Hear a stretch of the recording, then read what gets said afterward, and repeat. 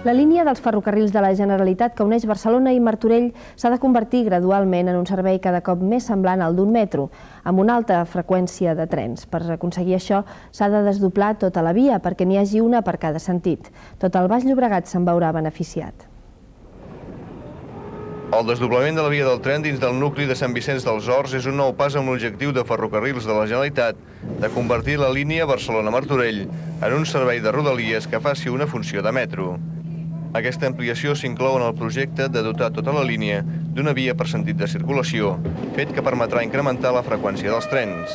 A més de la millora de la comunicació entre Sant Vicenç dels Horts i Barcelona, altres poblacions com Martorell, Santa Coloma de Cervelló i Sant Boi de Llobregat en resultaran beneficiades en un futur pròxim. A part d'aquesta línia de ferrocarril, només tenim una línia d'autobusos, que és una empresa privada, i que, degut a com tothom sap com està la circulació avui dia, saps a l'hora que surts de Sant Vicenç, però no saps l'hora que arribes a Barcelona.